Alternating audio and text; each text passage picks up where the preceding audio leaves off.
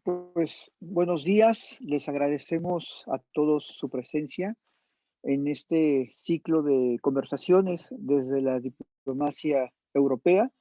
Ya estamos cumpliendo, pues básicamente 5 años desde que se inició este ciclo, precisamente para acercar a los embajadores de Europa acreditados aquí en México a que pudieran compartir con nosotros, universitarios, profesores, estudiantes, experiencias, conocimientos que normalmente no se adquieren en las aulas de estudio y que son una oportunidad precisamente para escuchar de los propios actores qué es esa diplomacia europea, cómo se ejerce esa diplomacia europea en sus múltiples ámbitos, ¿no?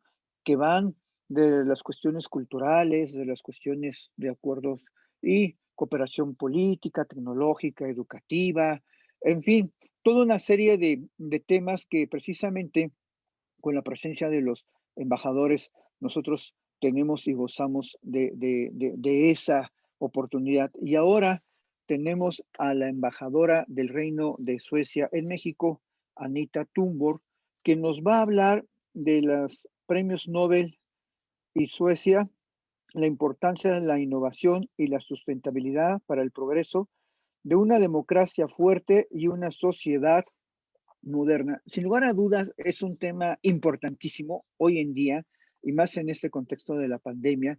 Y bueno, sin mayor preámbulo, yo le cedería la palabra a nuestra moderadora del día de hoy, la maestra Edith, quien por cierto fue la responsable y estuvo encabezando por algún tiempo la cátedra Fernando Solana, precisamente en este vínculo que teníamos la universidad con los embajadores mexicanos ya retirados y que formaban parte de esta cátedra. Ella era quien llevaba y encabezaba precisamente los trabajos de la cátedra Fernando Solana.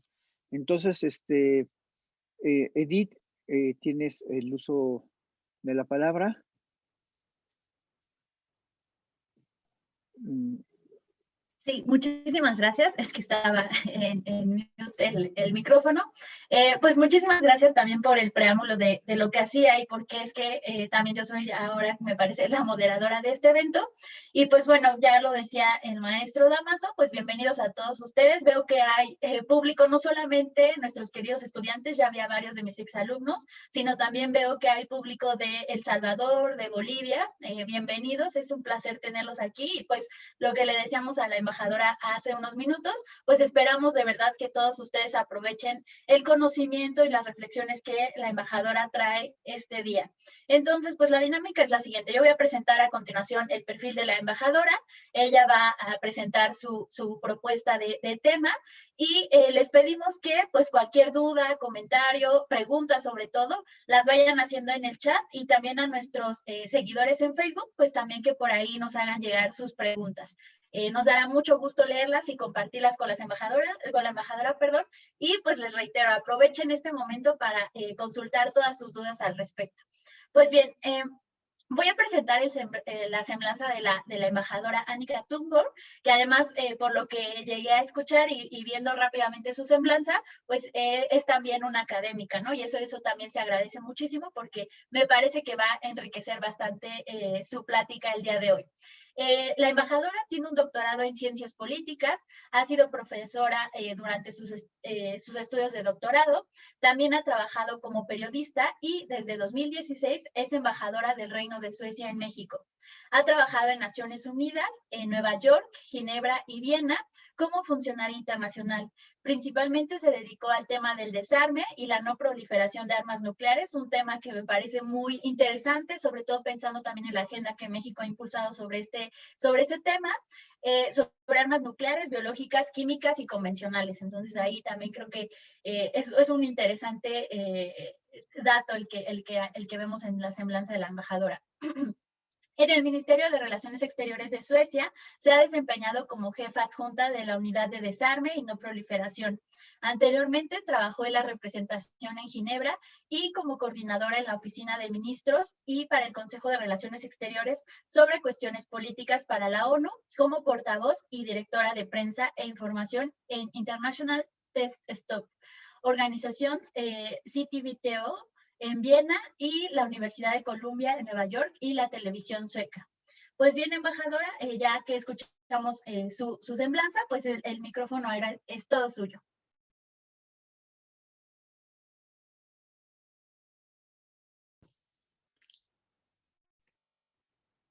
Entonces, muchas gracias, sí. Ustedes pueden escucharme, qué bueno. Entonces, buenos días a todos. Es un gran placer para mí estar con ustedes esta mañana y muchas gracias al Centro de Estudios Europeos por la invitación. Es un gusto saludar al coordinador Dámaso Morales y la moderadora, licenciada o maestra, entiendo, Edith Montes Insin. Mucho gusto. Entonces voy a hablar alrededor de 30 minutos para que tengamos una oportunidad de platicar e interactuar. Lo que me gustaría hacer, estaré lista para responder a comentarios y preguntas. Damas y caballeros, amigas y amigos, estudiantes, primero quiero presentarles a Suecia. Es uno de los países nórdicos ubicados en el norte de Europa.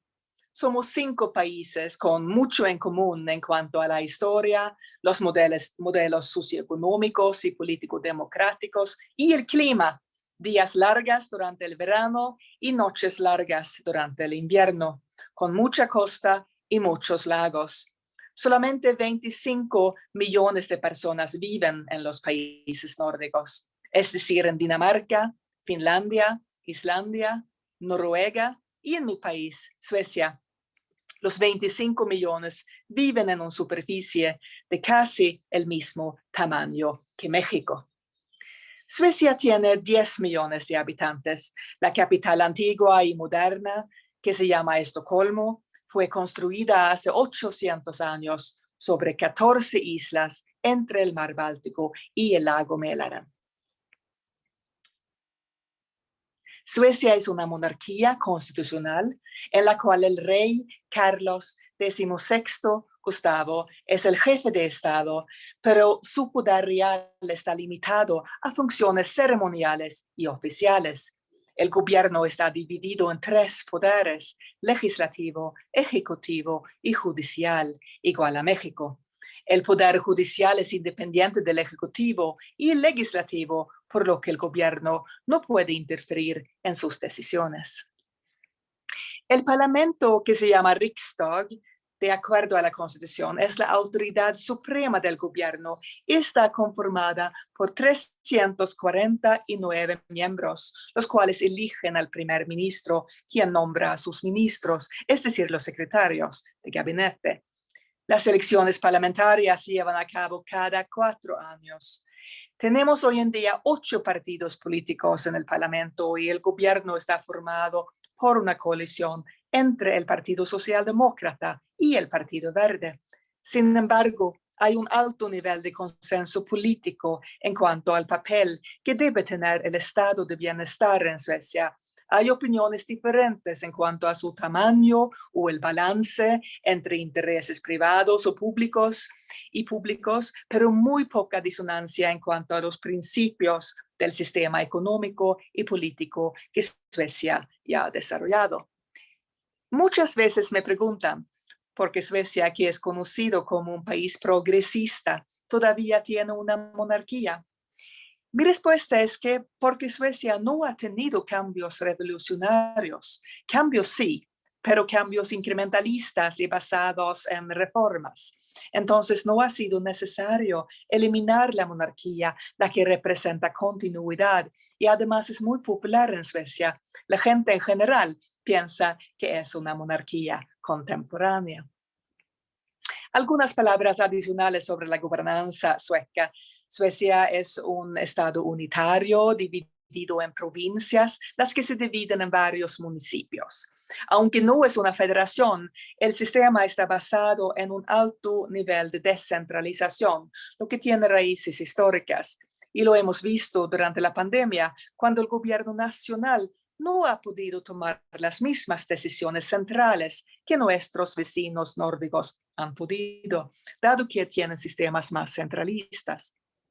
La principal diferencia entre Suecia y sus vecinos nórdicos es que Suecia no ha estado en guerra. tampoco ha estado sujeta a una ocupación por un poder extranjero por más de 200 años, desde 1814. Nos mantuvimos al margen de las guerras mundiales en el siglo XX y no sufrimos una ocupación alemana como la de que hacían Dinamarca, Finlandia y Noruega, tampoco una ocupación soviética, a diferencia de Finlandia durante la Segunda Guerra Mundial. Eso explica por la mayor parte por qué Suecia, después de la Segunda Guerra Mundial, mantenía su posición de neutralidad entre los bloques militares y tomaba un papel significativo en la creación de las Naciones Unidas y la defensa y la implementación del derecho internacional, igual como México. Durante la Guerra Fría, Suecia era uno de los pocos países occidentales que era miembro del movimiento de países no alineados. Y México y Suecia eran socios importantes en, por ejemplo, asuntos relacionados a la paz y la seguridad. Hasta la fecha, Suecia no es miembro de la OTAN, a diferencia de Dinamarca, Islandia y Noruega. Tampoco Finlandia es miembro de la OTAN. Después de la Guerra Fría, Finlandia y Suecia eventualmente pasaron a formar parte de la Unión Europea, lo que pasó en 1996. Otra característica de Suecia es que tiene más empresas multinacionales per cápita que cualquier otro país del mundo. Y voy a explicarles por qué. Amigos y amigas estudiantes, alumnos, muchas veces los países nórdicos son conocidos y reconocidos por el modelo nórdico, es decir, por su estado de bienestar y su igualdad. Actualmente Suecia ocupa la 7ª posición en el índice de desarrollo humano. Y sí, es correcto decir que el sector público ha tenido un papel importante para lograr estos niveles. Y sin embargo, no hubiera sido posible sin tener un sector privado empresarial muy fuerte. La triple hélice ha significado mucho para el éxito del desarrollo económico de Suecia, es decir, la colaboración entre el sector empresarial y académico y con el importante apoyo político y financiero del gobierno, lo que ha sido clave para fomentar la innovación, la creatividad y el espíritu emprendedor de una manera democrática y transparente. Con este mismo espíritu, Alfred Nobel fue el primero en practicar este modelo, aunque por supuesto en ese tiempo, en el siglo XIX, él no sabía que lo estaba usando. Alfred Nobel es reconocido hoy en día principalmente por haber fundado el Premio Nobel. Sin embargo, es importante recordar que él también era un exitoso empresario, emprendedor y hasta inventor. Registró más de 350 patentes a lo largo de su vida. También era filántropo. Estaba invirtiendo en el futuro, tanto de la sociedad como en su gente. De esta convicción emanó su visión y su voluntad. Él creó los cimientos de los premios en física, química, medicina, literatura y la paz en 1895. Como ustedes probablemente ya saben, México ha recibido 3 premios Nobel. Alfonso García Robles de la Paz en 1982, Octavio Paz de la Literatura en 1990 y Mario Molina de la Química en 1995. Alfred Nobel entendió que invertir en innovación y tecnología beneficiaría a la sociedad, pero también comprendió que el progreso, el desarrollo científico, no podrían tener lugar sin avances sociales, sin una cultura rica o sin tener paz. Hoy en día tenemos también el Premio Nobel de Economía, que no formaba parte de los premios originales. Se fundó en 1969 por iniciativa del Banco Central de Suecia y bajo la administración de la Fundación Nobel, y está conservando el espíritu de su fundador. La visión de Nobel podría ser una muestra de lo que Suecia ha alcanzado de forma exitosa en el siglo pasado, tanto en los aspectos socioeconómicos como en los políticos democráticos. En los tiempos de Alfred Nobel, Suecia era aún una nación agrícola pobre, de la cual las personas emigraban hacia América del Norte buscando una vida mejor. Una sexta parte de la población de Suecia emigró en la última mitad del siglo XIX, principalmente debido a la pobreza. La industrialización y los avances tecnológicos en conjunto con una cultura de innovación comenzaron a mejorar la calidad de vida de muchas personas. En los siglos pasados, la Academia Sueca de Ciencias y las prestigiadas universidades de Lund y Uppsala habían formado a científicos reconocidos globalmente, como por ejemplo Anders Celsius, quien inventó el termómetro, y Carl von Linné, el padre de la biología moderna. Pero fue en 1842 cuando la educación se volvió obligatoria para los niños de 7 a 13 años, afirmando de esta manera que el conocimiento y un sistema educativo no era solo para algunos, sino para todos.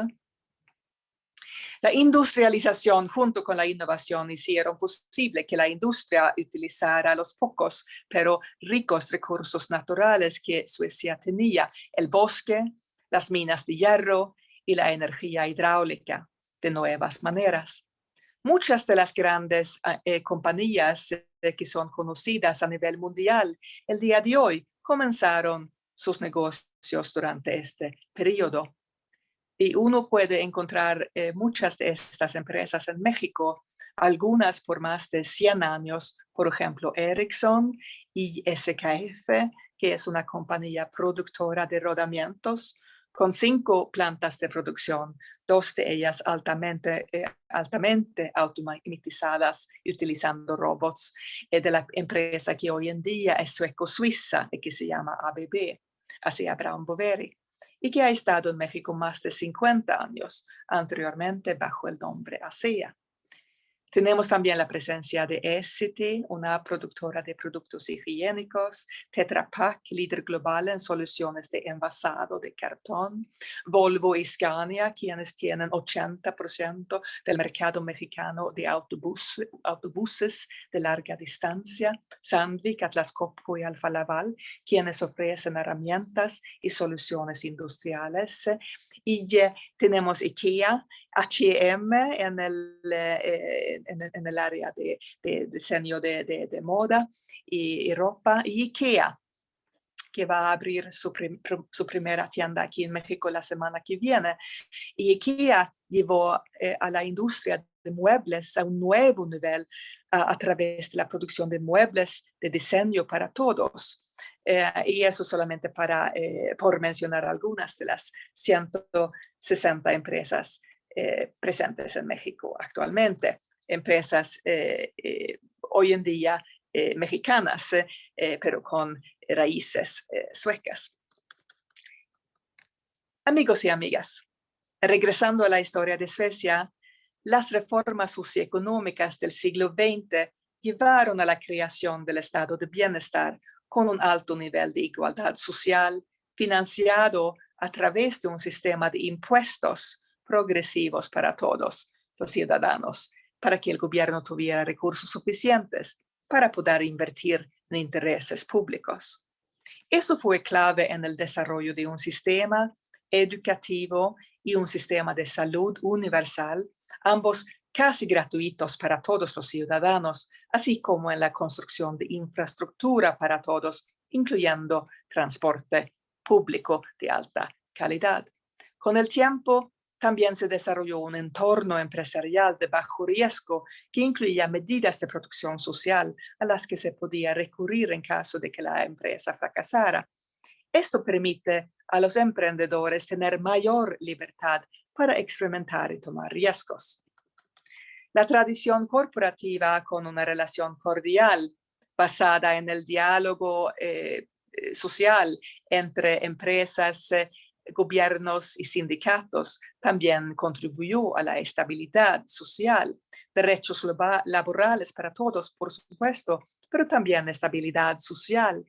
Quiero enfatizar que esta relación cordial se desarrolló principalmente después de la Segunda Guerra Mundial y que la relación no siempre era tan cordial. Al principio del siglo anterior teníamos huelgas muy grandes y manifestaciones contra las condiciones laborales en la industria y contra la desigualdad en la sociedad. Pero paso a paso, esta relación se desarrolló, formaba parte de los cambios democráticos y socioeconómicos. Otro progreso clave, por supuesto, fue el desarrollo de un Estado de Derecho, garantizando igualdad de justicia para todos y la ausencia de corrupción.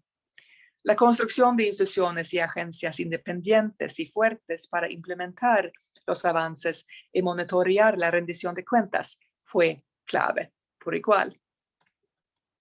Otro aspecto importante que ha contribuido al éxito de Suecia ha sido tener un enfoque en la igualdad de género, lo que empezó más sistemáticamente en los 70 y lo cual ha contribuido a construir una sociedad donde hombres y mujeres tengan las mismas oportunidades para dar forma a la sociedad. Esto también ha ayudado a tener niveles altos de crecimiento y de generación de empleos. La inclusión social y de género significa que una sociedad está utilizando a toda su potencial. En la generación de mis abuelos todavía hubo una reserva educativa en Suecia, gente que tenía más talento que los trabajos que tenían los requerían. Hoy en día no es así. Hoy en día tenemos por la mayor parte the right person in the right place, como se dice en inglés, aunque tenemos nuevos desafíos. Por ejemplo, integrar mejor a los nuevos suecos, los inmigrantes. Amigos y amigas, hoy en día, considerando que Suecia representa únicamente el 0.13% de la población mundial, tiene una influencia desproporcionada en la innovación global, junto con otros pequeños países inteligentes, small smart countries, como se llaman en inglés. Somos Suecia, Suiza, Israel, Singapur y Nueva Zelanda, y también los otros países nórdicos vecinos, Dinamarca y Finlandia. En las últimas 2 décadas, Suecia ha sido la nación líder en innovación entre los países de la Unión Europea y se ha clasificado entre los 5 países más innovadores del mundo, de acuerdo con las encuestas de innovación y con el número de las patentes registradas. Eso también requiere inversión. Suecia invierte el 3.6% de su PIB en investigación y desarrollo, la cifra más alta de la Unión Europea, y es una inversión pública y privada. La triple hélice ha sido un factor muy importante para este desarrollo, como lo mencioné anteriormente. Las empresas tienen la tradición de cooperar unas con otras. Los parques científicos han sido cruciales, especialmente para las pequeñas y medianas empresas, quienes se reúnen alrededor de las universidades y alrededor de las empresas más grandes para crear sinergias. Por ejemplo, Ericsson, que construyó la primera red de telecomunicaciones aquí en México en 1904 y que hoy en día es el líder mundial en el desarrollo del 5G, ha sido clave para el desarrollo de muchos startups en el área de digitalización. O al revés, las pequeñas y medianas empresas se crean a partir de la cooperación académica y los avances científicos y tecnológicos de las universidades. El apoyo financiero estratégico del gobierno ha sido muy importante también, y con tiempo el involucramiento de la sociedad civil. Hoy en día, con la creciente participación de la sociedad civil en la triple hélice, se ha convertido en una hélice cuádruple. Por supuesto, muchas ideas innovadoras y creativas se han formado en la sociedad civil y en organizaciones sin fines de lucro. Desde una perspectiva internacional, vemos cómo Estocolmo, la capital de Suecia, atrae talento. Cientos de empresas internacionales se han congregado en Suecia para aprovechar su ambiente creativo, donde han surgido startups y empresas como Skype, que es una colaboración sueco-danesa ya hace muchos años, fue creada, y Spotify, Minecraft, Candy Crush, iSettle, Klarna, etc. Todos son suecos y hoy en día están presentes aquí en México. Y en las ciencias de salud es otro ejemplo muy pertinente el día de hoy. Suecia se ha convertido en un centro que integra a más de 1.500 empresas internacionales que se benefician de las sinergias y la investigación. Un ejemplo, AstraZeneca, y es actualmente, por supuesto, muy conocida, es una de ellas. Es una empresa sueco-británica después de la fusión entre la empresa sueca Astra y la británica Zeneca en 1999, que junto con la Universidad de Oxford y la Fundación Slim firmó un contrato con el gobierno mexicano en el otoño pasado para la entrada de la vacuna contra COVID-19, que la empresa, entiendo, muy pronto desarrollará también en México. AstraZeneca aquí en México tiene su sede y plantas de producción aquí en el área metropolitana. En Zapopan, Jalisco, AstraZeneca tiene también uno de sus 2 centros tecnológicos globales. El otro se encuentra en Chennai, la India. Es porque en Guadalajara hay también un ambiente innovador enfocado en soluciones tecnológicas de alto nivel. Y además, AstraZeneca tiene en México una amplia gama de actividades que incluyen innovación y desarrollo, el R&D, producción de medicamentos, una colaboración amplia, por ejemplo, con el Instituto Nacional de Cancerología en Tlalpan, y además proyectos de cooperación con la sociedad civil para mejorar la salud de los jóvenes en las zonas más vulnerables, incluyendo Iztapalapa, por ejemplo. Hay un proyecto importante ahí. Entonces, esta variedad de actividades es bastante típica para empresas suecas. Ellas trabajan en muchos temas distintos, lo que pueden ayudar a una sociedad en muchos aspectos.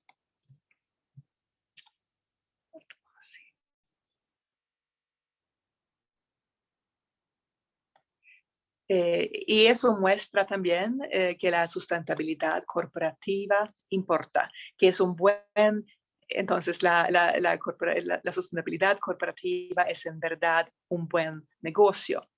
Normalmente se habla sobre la sustentabilidad medioambiental, es decir, soluciones verdes, las que pueden cuidar al medio ambiente, la sustentabilidad social, es decir, el cumplimiento con los estándares laborales y con los derechos humanos, incluyendo la igualdad de género, y la sustentabilidad económica, es decir, la combate contra la corrupción. El uso de tecnologías limpias ha sido una prioridad para Suecia desde que la crisis del petróleo en los 70 nos hizo repensar nuestra estrategia energética. Y por supuesto, esas soluciones ambientalmente sostenibles son hoy en día aún más importantes cuando debemos enfocarnos en combatir el cambio climático y preservar la biodiversidad.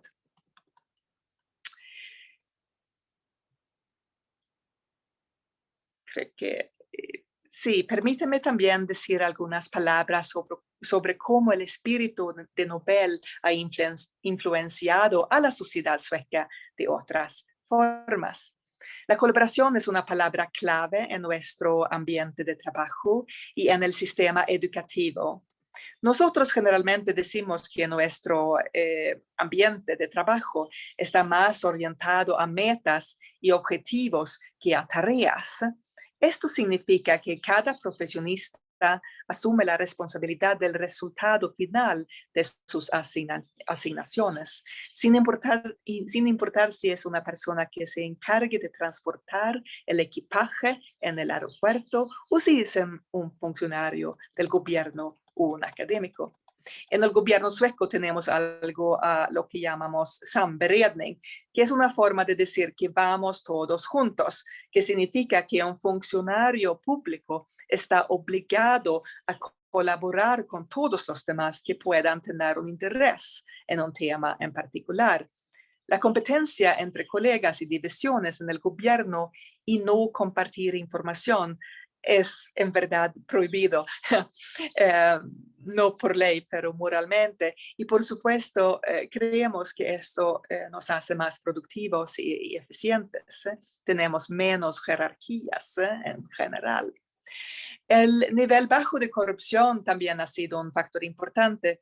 De acuerdo con el reporte Índice de Percepción de la Corrupción de 2019, Suecia se encuentra entre los primeros 6 países más transparentes y menos corruptos, junto con Dinamarca, Nueva Zelanda, Finlandia, Singapur y Suiza. O sea, casi los mismos países que están en los primeros lugares en cuanto a la innovación. Hoy en día en Suecia más del 90% de la población completa 12 o 13 años de escuela. Eso incluye la preparatoria, que tiene un nivel más similar que el nivel del colegio en los Estados Unidos. Los estudiantes terminan la escuela a las 19 o 20 años. Una cuarta parte de la población tiene al menos un título universitario y en las generaciones más jóvenes el número es incluso mayor. La educación superior es caracterizada por un acercamiento de libertad y una estructura transversal no jerárquica.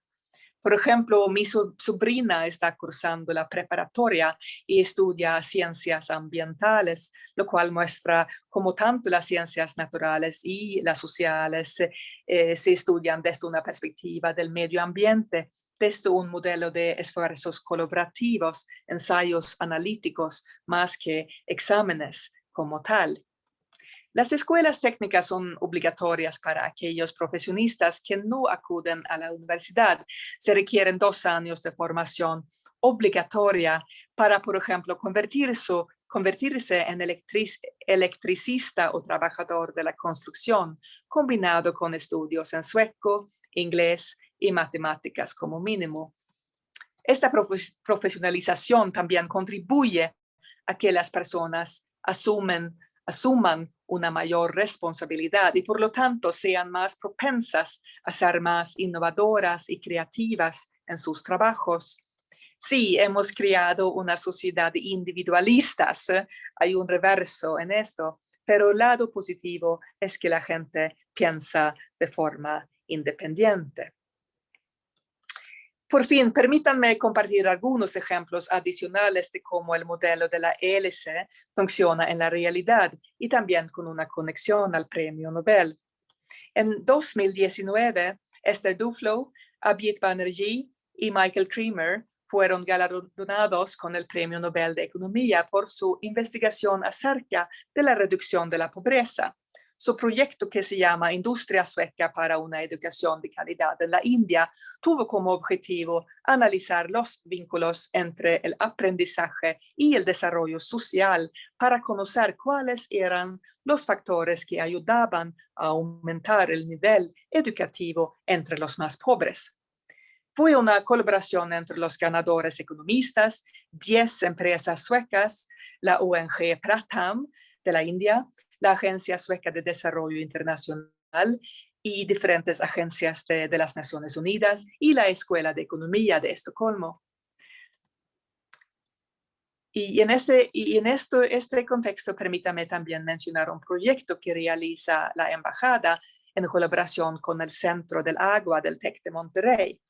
El Premio Nacional Juvenil del Agua es un concurso en el que estudiantes de entre 15 y 20 años participan desarrollando proyectos científicos, los que nos ayudan a mejorar la calidad y la conservación del agua. El proyecto es financiado por empresas suecas en México en colaboración con agencias gubernamentales mexicanas como Conagua y Injuve y organizaciones internacionales como el Banco Interamericano de Desarrollo. Los ganadores participan en la Semana Internacional del Agua, que se lleva a cabo en Estocolmo bajo el mando del Instituto Internacional del Agua, ubicado en Estocolmo, cada año durante el mes de septiembre, donde los estudiantes se reúnen con estudiantes de otras partes del mundo y con destacados investigadores y empresas que pertenecen al sector. Quisiera terminar mencionando un proyecto que se está llevando a cabo en unos de los suburbios, uno de los suburbios con mayores desafíos socioeconómicos de Estocolmo. Se llama Rinkeby, en donde viven niños de todo el mundo y se hablan más de 100 idiomas diferentes. El proyecto del Premio Nobel se lleva a cabo desde 1988 por un grupo de autores suecos en las escuelas con el objetivo de estudiar y escribir sobre el Premio Nobel de Literatura del año. Casi todos los años, un ganador del Premio Nobel visita la biblioteca de Rinkeby para reunirse con niños, maestros y otros residentes. Y el lema del proyecto es: un día podría ser tú quien reciba el premio. Muchas gracias por su atención.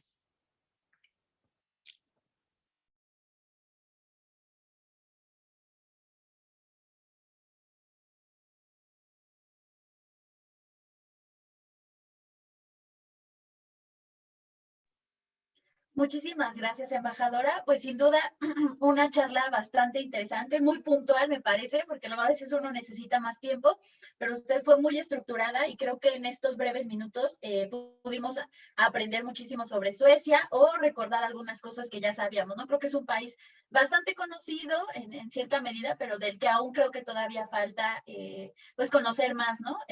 A veces, por ejemplo, los nombres de las empresas, cuando no son de los países tan tradicionales, pues como que los pasamos inadvertidos, pero sin duda me parece que las empresas suecas tienen una gran presencia, no solo en México, sino en el resto del mundo. Pues bien. Le diré que su charla, tanto aquí con nosotros, con los colegas que nos acompañan en Zoom, como en Facebook, fue muy fructífera, embajadora. A lo largo de su charla fueron surgiendo muchísimas dudas. Va a ser un poco difícil leerlas quizás todas, pero las acomodé en bloques para poder ir dando lectura a ellas. Sin duda me parece que la que más causó inquietud es saber sobre ciencia, tecnología e innovación en Suecia. Entonces le voy a platicar rápidamente. Y bueno, le voy a comentar algunos comentarios que le hicieron llegar. Por ejemplo, le decía que teníamos colegas de El Salvador y nos dicen, ¿no? Respetamos y agradecemos a Suecia su proceso de cooperación a las ONGs de nuestro país antes, durante y después del conflicto. Y otra persona, Pati Luna, nos dice que pues familiares suyos han trabajado para Sandvik. Ha sido una buena empresa en cuanto a relaciones nacionales e internacionales y en general pues agradece las estrategias de esta empresa. Pues bien, daré lectura a las diferentes preguntas que le llegaron tanto aquí por Zoom como en Facebook. Las primeras son relacionadas sobre cuestiones de género, que usted sabe, pues es un tema que ha cobrado relevancia no solo en México, sino en el resto del mundo. Entonces son dos preguntas en este sentido. La primera es muy personal, es un tanto personal y es dirigida a usted como tal.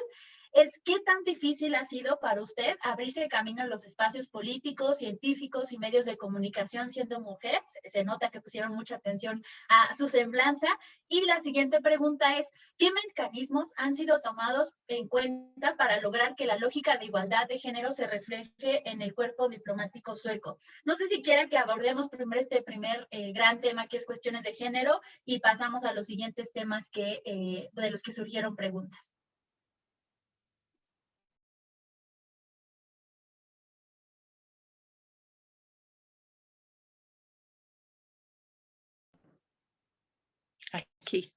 Aquí estoy otra vez. Muchas gracias por los buenos deseos. Ese es un gran gusto para mí escuchar que ustedes ya han tenido buenas experiencias con empresas suecas, por ejemplo. En cuanto a la igualdad de género, sí, es un tema de cual yo muchas veces hablo en pláticas distintas, porque México y Suecia tienen en común la política feminista. Suecia fue el primer país que adoptó una política feminista en 2014 y después hemos visto otros países que han dado seguimiento, Canadá, Francia, España y México en 2019. México fue el primer país en América Latina que adoptó una política feminista. Y lo que Eso significa, por supuesto, desde por mucho tiempo y particularmente desde los 70, la igualdad de género ha sido un ámbito, un área muy importante para Suecia, un área prioritaria para el gobierno. Y por supuesto, yo nací en los 60. Entonces, yo he visto personalmente los cambios en Suecia durante mi vida y durante mi carrera profesionista. Eso ha sido muy interesante porque, por supuesto, cuando yo era niña en los 70, Suecia todavía era una sociedad bastante machista. Hubo pocas mujeres en el gobierno, pocas mujeres en el parlamento y ya casi ninguna mujer en alto nivel como directoras generales de las empresas, por ejemplo. Entonces, pero lo que cambió esta situación fue primero los movimientos sociales, no solamente los feministas, pero incluyendo los feministas en los 60, muy importante para cambiar el ambiente. Y después en los 60, 70 y 80, las reformas que tomábamos paso a paso. Entonces, por ejemplo, reformas muy importantes fue implementar una escuela igualitaria en los 70. Eso fue muy importante para mi generación. No teníamos... yo creo que los niños y niñas de mi generación en verdad crecían en un ambiente muy igualitario en las escuelas, por ejemplo. Eso fue muy importante, el tratamiento igualitario. Y después reformas como la separación de impuestos entre la pareja. Entonces, eso significa que los dos miembros de la pareja necesitan pagar el mismo nivel de impuestos. Eso fue una medida muy importante para que las mujeres estuvieran en el mercado laboral y no estuvieran en casa. Y otras medidas como por ejemplo paternidad para todos, paternidad igualitaria, implementamos en 74. Entonces no importaba si el padre o la madre tomaba la paternidad y la compensación y los derechos eran los mismos. El aborto fue muy importante, implementó el aborto, el derecho al aborto en 74, también divorcio fue más fácil en 74 y otras reformas más tarde, por ejemplo, muchas veces medidas económicas para que las mujeres trataran o empezaran a trabajar en el mercado laboral. Yo creo que también la implementación fue muy importante, la implementación de estas reformas, la rendición de cuentas, los cambios de leyes, un liderazgo por parte de los partidos políticos era muy importante. Yo creo que muchas veces lo que escucho en México el día de hoy es un compromiso por parte de muchos políticos a una sociedad igualitaria, la igualdad de género. Pero muchas veces no hemos visto cambios en la práctica porque todavía muchos ámbitos están dominados por hombres. Pero yo creo que esta retórica y este compromiso político es muy importante tener. Y yo creo que un cambio que fue muy importante particularmente en los 90, y eso fue también relacionado con la pregunta sobre el cuerpo diplomático y la situación de igualdad de género en el cuerpo diplomático. Sí, los padres en los 90 empezaban a tomar en verdad muchas veces ¿cómo se llama? licencia de paternidad. Entonces, en verdad, se quedaban en casa con sus hijos cuando los hijos eran pequeños y cuando sus mujeres trabajaban. Entonces, eso fue un cambio bastante importante y en mi generación y las generaciones más jóvenes. Y en el cuerpo diplomático, el día de hoy, cuando yo empecé en el cuerpo diplomático en 97, todavía la gran mayoría de los embajadores y directores generales eran hombres. Hoy en día somos 50-50 en todos los niveles y es interesante también en los puestos administrativos porque tenemos muchos hombres en los puestos administrativos. Lo que hemos visto es que con la paternidad compartida, eso hizo posible que en verdad, por ejemplo, tenemos un modelo a seguir con nuestro secretario de Estado en los 90. Él se quedó en casa por lo menos 6 meses con cada uno de sus hijos cuando su mujer trabajaba. Entonces, él era un ejemplo, un modelo a seguir para los otros hombres diplomáticos.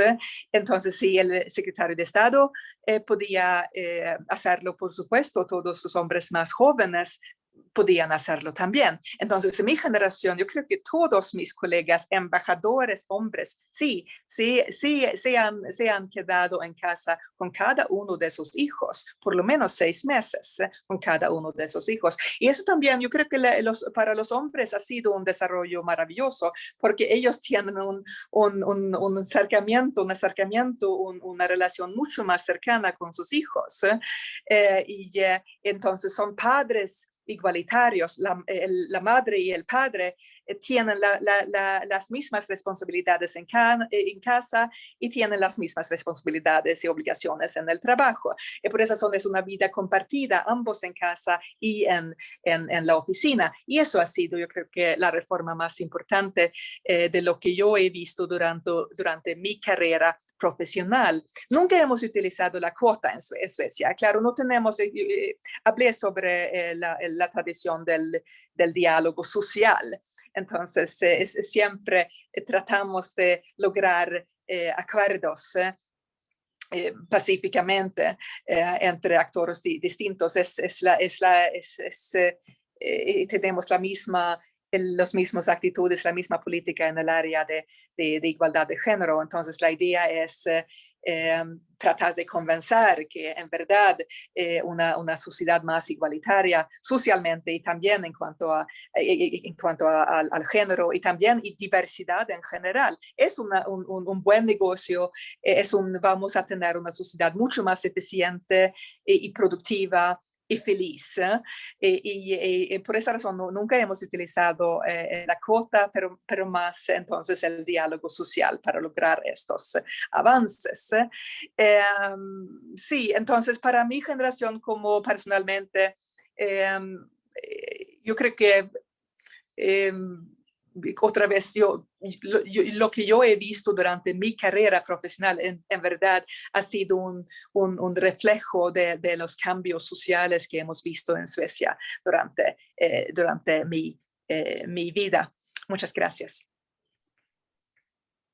Muchísimas gracias, embajadora. Sí, creo que dio en un punto interesante que también México ha impulsado en estos, bueno, sobre todo en la Secretaría de Relaciones Exteriores, que se ha sumado a esto de crear una política exterior con un enfoque feminista, pero sin duda el referente, cuando uno revisa los textos sobre estos antecedentes o digamos, referentes internacionales de dónde implementar esto, es sin duda Suecia el ejemplo, ¿no? Entonces, qué interesante. Ahí para los estudiantes también siempre me gusta invitarlos a que sigan indagando. Entonces, si a alguien le interesa esto, pues sin duda vale muchísimo la pena estudiar el modelo de política exterior feminista de Suecia. Muy bien, pues avanzando, embajadora, porque le digo que tenemos bastantes preguntas y las he acomodado en diferentes bloques, pasaremos al bloque de innovación, ciencia, tecnología y cuestiones empresariales, que ha sido, creo que, el rubro en el que más ha causado inquietud su participación, embajadora. La primera pregunta es de Carolina Chavarría. que nos dice, en Suecia se pueden encontrar empresas solidarias o cooperativas basadas en la economía social y solidaria. ¿Y cuál ha sido el impacto en la economía de su país? La siguiente pregunta, Diana Saavedra nos pregunta, ¿cuánto invierte su país en ciencia y tecnología? ¿Quién lo hace principalmente, el Estado o las empresas? Ella misma nos pregunta también cómo la ciencia y la innovación les ha permitido enfrentar la pandemia. Me parece una pregunta muy pertinente por la coyuntura, que naciones como México ha sido terrible, es decir, ¿qué han hecho, qué se ha hecho en materia de ciencia y tecnología e innovación, perdón? Y que han abonado en esta lucha contra la pandemia. Una pregunta desde Facebook, nos dice Fernanda Frausto, ¿cómo está Suecia integrando nuevos migrantes en el ámbito profesional y en la innovación? Yasmín Yamil nos pregunta, ¿qué lecciones en materia de ciencia, innovación y tecnociencia puede México aprender de Suecia? Y la última, ¿cómo, nos pregunta Itzel Ortiz, cómo se trabaja el proyecto de WorldSkills en Suecia de parte de WorldSkills México? Y bueno, esas serían todas de este bloque.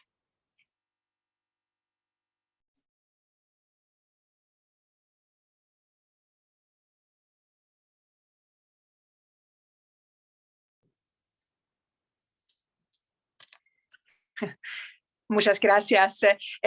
Quiero solamente añadir un asunto en cuanto a la política feminista. Entonces, lo que la política feminista quiere lograr, alcanzar, es paridad, porque está basado en los tres R's en inglés. Entonces, rights, representation and resources. Es decir, todavía las mujeres son 50% de la población, de las poblaciones del mundo, y 50% de cada minoría, pero todavía no tienen los mismos derechos, la misma representación y representatividad y los mismos recursos que ya tienen los hombres. Entonces es en verdad una política para lograr la paridad. No es menos, no es más. Solamente para subrayar eso. En cuanto a las otras preguntas, sí, yo creo que en mi plática, y con mucho gusto puedo compartirlo, hay muchos ejemplos en cómo Suecia nuestro enfoque en verdad en la innovación, ciencia y tecnología, y por supuesto eso ha sido muy importante para nuestros avances. Lo que quiero enfatizar es que una sociedad, yo creo que una sociedad contemporánea necesita ambos un sector público muy fuerte, y por supuesto no es solamente el modelo nórdico, ha sido el modelo europeo, desarrollar un sector público muy fuerte a través de un sistema de impuestos progresivos para todos. Entonces, y en esta manera el sector público tenga recursos suficientes para que pueda invertir en muchos proyectos distintos, por supuesto, en la educación gratuita para todos, en un sistema de salud casi gratuito para todos. Entonces, son sistemas públicos, pero también infraestructura. Pero también, por ejemplo, en la ciencia y la tecnología, y en cuanto a la inversión, entonces es siempre una colaboración entre el sector empresarial, el sector académico, y también el gobierno tiene un papel. Por ejemplo, el gobierno puede invertir en proyectos importantes para el país, y en cuanto a la inversión, a las inversiones en investigación y desarrollo en Suecia, ya dije que constituye 3.6% de nuestro PIB, y un tercio de esta inversión viene de fondos públicos y 2/3 del sector privado. Entonces es un esfuerzo colaborativo. Por ejemplo, por supuesto, en cuanto a la sustentabilidad corporativa, no no teníamos esta situación hace 100 años. Entonces, y por supuesto, teníamos los mismos desafíos en cuanto a la industrialización que todos otros países, pero a través de los movimientos sociales, laborales, fue muy importante lograr los cambios sociales, y también hubo mucha presión para que las empresas tomaran posiciones más sustentables. Pero el gobierno también, el sector público, ha tenido un papel muy importante implementar reformas y leyes que en verdad promueven la sustentabilidad corporativa. Y la rendición de cuentas, por supuesto, es muy importante. Si una empresa en el extranjero, por ejemplo, comete un error, o por ejemplo hay casos de corrupción, por supuesto, entonces normalmente es un caso muy grave, con multas muy, muy amplias, y también hemos tenido empresarios en el cárcel que han cometido crímenes así, crímenes económicos. No tenemos normalmente las sentencias y las multas para crímenes económicos en Suecia son muy altos. Entonces son también es muy importante implementar la rendición de cuentas, es muy importante, y combatir la impunidad también para crímenes económicos. Y yo creo que en esta es siempre otra vez un diálogo social que a través de muchas medidas diferentes hemos visto cambios importantes. Hoy en día, y en verdad por muchos años, yo creo que las empresas, o yo sé que las empresas suecas tienen estándares muy altos en cuanto a la sustentabilidad corporativa, porque en verdad no es solamente porque son buenas, es porque es en verdad buen negocio. Son mucho más eficientes y productivas, y la gente quiere quiere quedarse con empresas así. Entonces, por supuesto, tiene empleados muy calificados, y también con muchas ganas que tienen muchas ganas quedarse con la empresa. Entonces es también una inversión en la capital humana. Otras preguntas, sí. Inmigrantes, sí, es un desafío. No hubo un desafío después de la Segunda Guerra Mundial. Suecia, por ejemplo, teníamos, porque no habíamos estado en la Segunda Guerra Mundial o fuera de la Segunda Guerra Mundial, teníamos una industria muy intacta después de la guerra. Y podíamos ofrecer mucho empleo a nuestros inmigrantes. Por ejemplo, teníamos en los 50 muchos migrantes desde Grecia, desde Italia, desde Yugoslavia, que existía en esta época. Y después en los 60, 70, desde Turquía, también de más y más del Medio Oriente, y con las guerras también, pero mucha gente de la clase media educada que llegaban a Suecia. Yo creo que cuando yo era niña, por supuesto en los 70, vimos muchos migrantes o refugiados, en verdad, desde las dictaduras en América Latina, desde Argentina, Chile. Entonces todavía tenemos una comunidad chilena muy grande en Suecia, ahora por supuesto de segunda y tercera generación. Y hoy en día, entonces, en los últimos, yo creo que 20 años tal vez, la integración ha sido más difícil. Y por supuesto, es porque el mercado laboral ha cambiado. Otra vez, cuando yo era niña, las plantas de producción de Volvo, de Scania, de todas las empresas manufactureras de Suecia estaban también en Suecia. En Suecia hubo plantas de producción. hoy en día no hay plantas de producción, porque las plantas de producción están aquí, o están en China, o están en otras partes del mundo, entonces forma parte de la internacionalización del mercado global. Entonces no tenemos el mismo número de empleos en estos ámbitos. Tenemos más empleo en el sector de servicio, por ejemplo. Necesitamos más médicos, ingenieros, también enfermeras. Tenemos una población mayor muy grande. Un tercio de nuestra población tiene más de 70 años.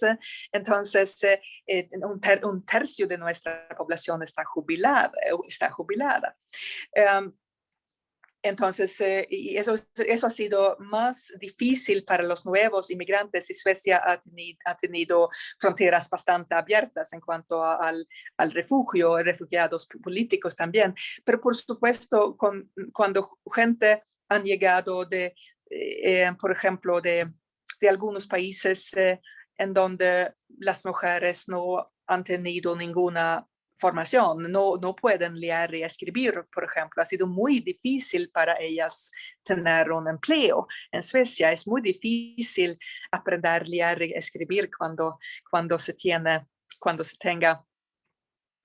16 años y nunca ha tenido un empleo anteriormente. Entonces, yo creo que lo que hemos visto es que los grupos de inmigrantes son nuevos, y ha sido más porque el mercado laboral ha cambiado, y también los números con las guerras en el medio ambiente, en el Medio Oriente, y hemos visto entonces grupos muy grandes desde cada país en el Medio Oriente. Eso ha sido en verdad es un desafío para todos los países europeos, tratar de integrar a tanta gente. A la vez tenemos nuevos desafíos, por ejemplo, en las generaciones anteriores no hubo mucho, los padres no tienen mucha religiosidad. Lo que vemos el día de hoy es que tenemos una nueva religiosidad, por ejemplo, dentro de Islam, por ejemplo. Los hijos son muy religiosos, los padres no tenían mucha religiosidad. Entonces, lo que hemos visto es un cambio también en que ha sido más, tenemos más desafíos en cuanto a la integración, porque tenemos aún más diversidad, no solamente cultural o étnica, sin religiosa. Y entonces, por supuesto, ha sido una ventaja enorme para nuestras sociedades. Tenemos cocinas tenemos cocinas, tenemos comida de todo el mundo, tenemos tradiciones, influencias culturales y por supuesto talento. En el cuerpo diplomático el día de hoy tenemos muchas personas de la segunda generación, incluyendo de Chile, por ejemplo, en nuestro cuerpo diplomático. Ha sido una ventaja enorme en la vida cultural, escritores, periodistas. Sin embargo, también, claro, no todas las personas pueden integrar tan fácilmente. Entonces, es desafortunadamente un desafío que todos nosotros tenemos en Europa y que necesita medidas integradas y nuevas. Gracias.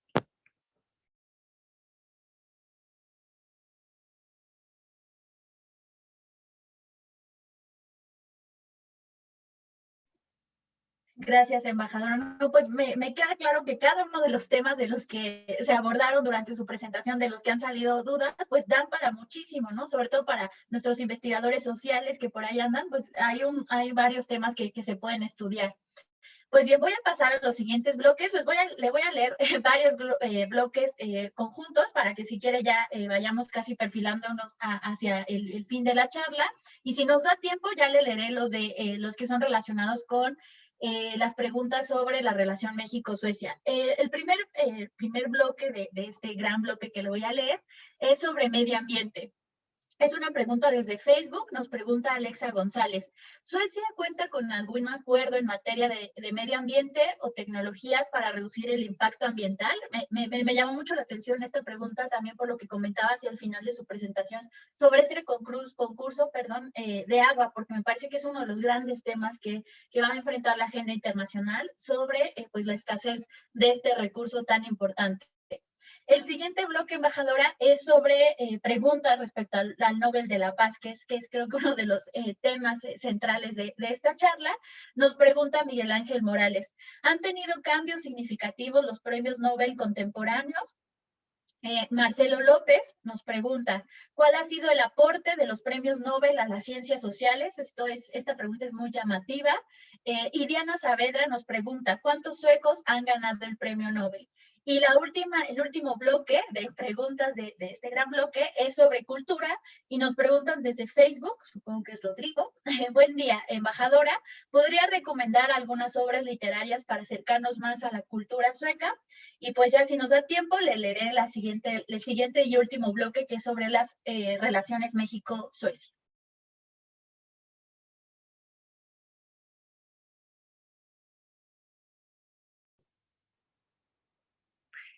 Muchas gracias.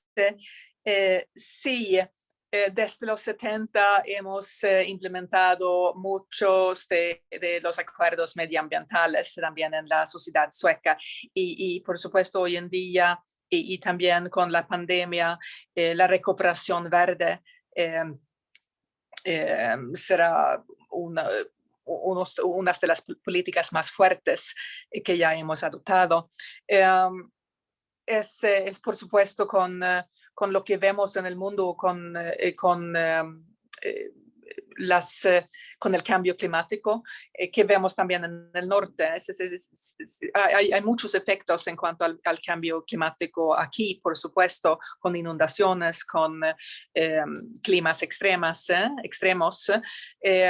Nosotros también con la pérdida del invierno, en verdad es en el norte, es una amenaza enorme contra la biodiversidad. Hay animales de la vida silvestre que no puede sobrevivir sin inviernos. Es lo que vemos en el norte, porque por supuesto tenemos mucho menos biodiversidad que no sé.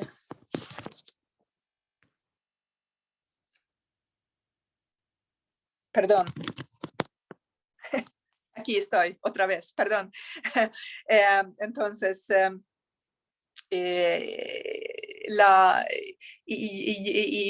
hemos adoptado metas. Yo necesito ver exactamente lo que hemos adoptado. Por ejemplo, tener una sociedad completamente libre de combustibles fósiles, de los me pierda el nombre aquí, los hidrocarburos hasta el año 2030, por ejemplo, y ya hoy en día ya tenemos por ejemplo, una flota de transporte público completamente, autobuses, por ejemplo, completamente libre de combustibles fósiles. Y entonces, sí, no solamente Suecia, por supuesto, pero toda la continente europea, sí, hemos adoptado políticas así. Y otro desafío o algo que en verdad es muy interesante es que estamos convirtiendo nuestra industria pesada a una industria que usa el medio ambiente menos. Por ejemplo, hay un proyecto muy interesante, desarrollar acero sin el uso de carbón. Y lo que vemos es 3 de las empresas grandes en el área de acero está invirtiendo muchos recursos en investigación y desarrollo para tratar de desarrollar procesos así. Sí, el premio Nobel, sí, ya mencioné el premio de economía, que es un premio bastante nuevo desde 69. Por supuesto, yo creo que lo que hemos visto durante los años en el último siglo es que los premios en general son mucho más internacionalizados. Sí, al principio sí hubo muchos suecos que, eh, recibían el premio Nobel. Hoy en día pocos, quiero decir, pocos. Pero yo creo que los premios son dominados por científicos de los Estados Unidos. Y por supuesto, los Estados Unidos tiene mucha dominancia en el área de las ciencias todavía, y la investigación y el desarrollo. Cultura.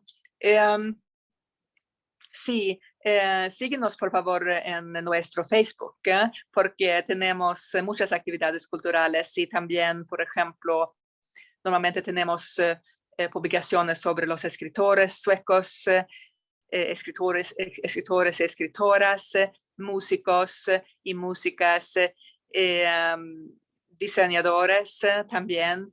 Pero yo creo que en particular durante la pandemia hemos ampliado mucho nuestra oferta en cuanto a la literatura en particular. Y también por la mayor parte, o muchos de los escritores, por supuesto, han sido traducidos a español. Y entonces esa es mi recomendación. Gracias.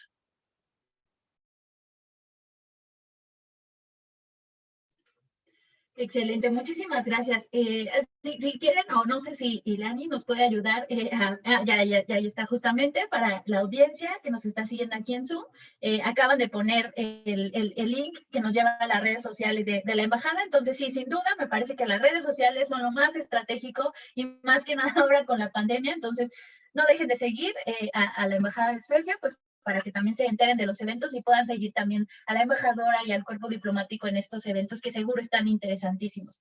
Muy bien, embajadora, pues estamos llegando al final de esta charla. Le leeré el último bloque de preguntas. Antes le leeré una que como que llegó al final, pero que va relacionada a lo que anteriormente se había mencionado, que es: ¿cuál es el principal reto de la agenda internacional tras la pandemia? ¿En algún momento se ha hecho alguna modificación de las políticas internas para cumplirlo, sobre todo respecto a Suecia?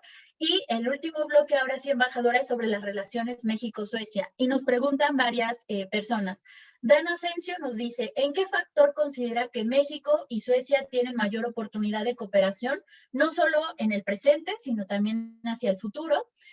Carolina Chavarría nos dice: ¿ha notado diferencias importantes en la relación de México ahora con la administración del presidente Andrés Manuel López Obrador respecto a sus antecesores? Diana Saavedra nos pregunta: ¿tiene alguna estadística de cuántos mexicanos o empresas mexicanas trabajan en su país? Esa es una buena pregunta, sobre todo respecto a empresas mexicanas. Carlos Enrique nos pregunta: ¿es posible alguna recomendación para que nuestro país logre el nivel de bienestar que mejore la calidad de vida y por ende la igualdad de oportunidades para la sociedad mexicana? Y la última pregunta de este bloque: ¿de qué manera considera que históricamente ha sido la relación entre Suecia y México? A lo mejor valdría la pena retomar esta primera pregunta de cómo usted considera que ha sido la relación de México con Suecia, y quizás partir de esta otra que nos hacían de cuál sería el futuro de nuestra relación México-Suecia. Muchas gracias. Sí, siempre hemos tenido relaciones bilaterales muy buenas. Nunca hemos tenido desafíos en nuestra relación bilateral. Entonces ha sido bastante fácil. Hemos tenido relaciones diplomáticas desde el siglo XIX, embajadas en ambos países desde los 40 y 50, yo creo. Y como ya dije, en cuanto a a las relaciones comerciales. Hemos tenido estas relaciones por más de 100 años. Por supuesto, yo creo que también la responsabilidad de ProMéxico cuando existía anteriormente, hoy en día no. El objetivo principal de ProMéxico era también traer inversiones a México, más que, por ejemplo, traer inversiones a Suecia o llevar inversiones a Suecia. Entonces, y ProMéxico hizo en Estocolmo hizo un trabajo muy importante en cuanto a llevar la empresa IKEA, por ejemplo, a IKEA, a México. Eso fue esfuerzos que ProMéxico hizo por muchos años. Y otras empresas como H&M, por ejemplo, y Volvo Cars, creo también ProMéxico tenía un interés muy amplio en cuanto a tratar de llevar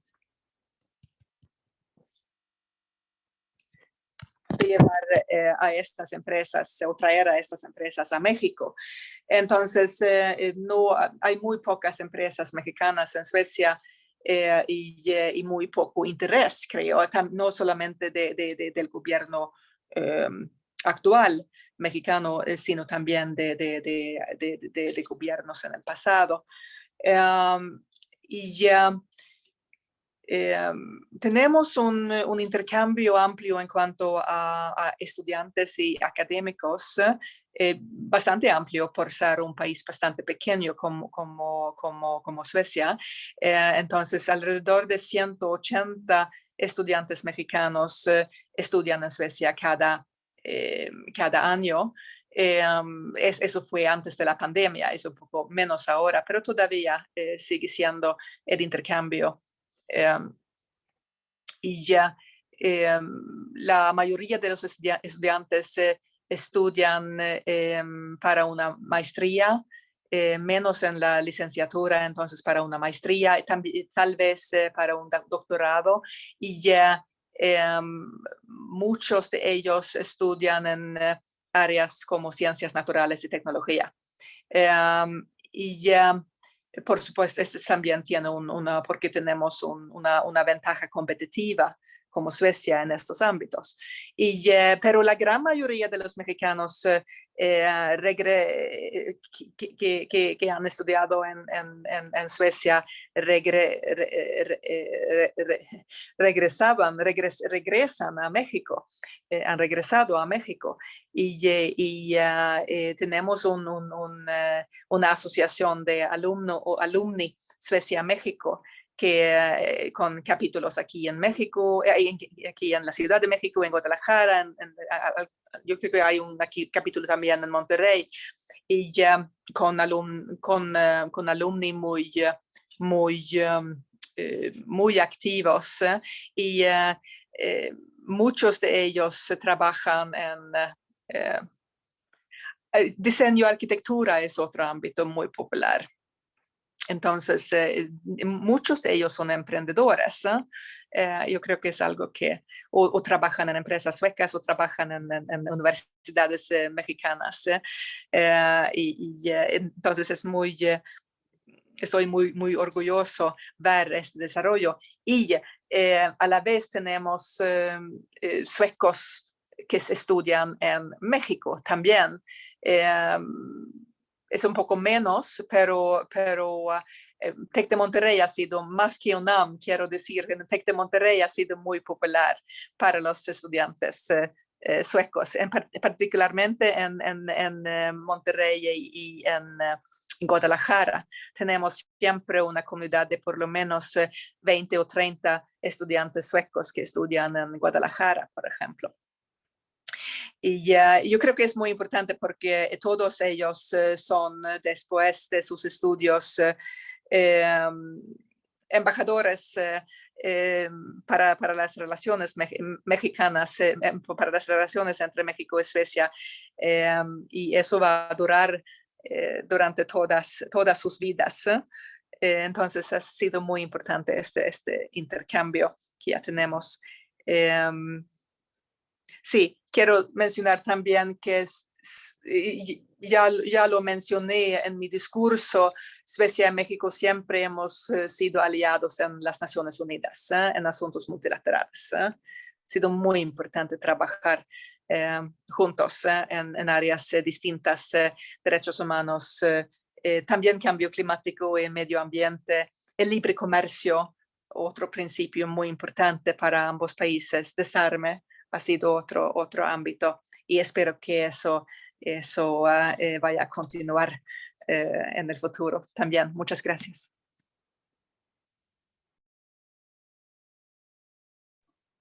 Pues muchísimas gracias, embajadora. Solamente me gustaría añadir a esto último que ya me toca de mencionar a mí, pues que también el maestro Julio César Tobar, académico de la Autónoma del Estado de México, pues la felicita por su presentación. Hace una pregunta igual relacionada con los retos en la relación México-Suecia, pero me parece que ya queda un tanto respondida, sobre todo hacia el final de su presentación. Y pues muchísimas gracias, embajadora, por su excelente presentación, muy estructurada, muy puntual. Y me parece que con muchísimos temas que podemos darle seguimiento, ¿no? También agradezco al público que nos acompañó aquí en Zoom y a los que nos siguieron en Facebook por sus interesantes preguntas. Me parece que hay mucho de lo que podemos seguir trabajando.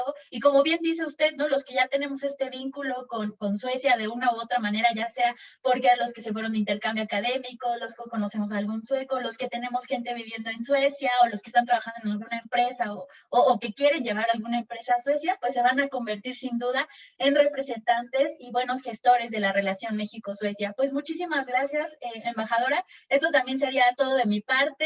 Gracias a todos.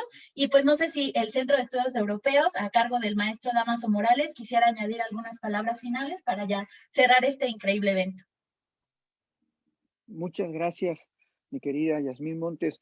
Pues, embajadora, no me toca más que despedir el evento y decirle que ha sido una experiencia extraordinaria. Nunca se deja de aprender y de conocer cosas. A mí me llamó la atención lo de Minecraft. Mis dos chiquitines juegan muchísimo Minecraft y mire qué sorpresa, ¿no? Realmente de enterarse de muchas cosas. Esta noticia que va ya IKEA a iniciar su primera operación aquí en México y toda esta riqueza de experiencias de política de Suecia social, de inclusión social, de solidaridad, de una visión muy, muy comunitaria como país y es lo que se va reflejando. Yo creo que son muy, muy importantes y grandes lecciones para países como México y sin lugar a dudas para otros países.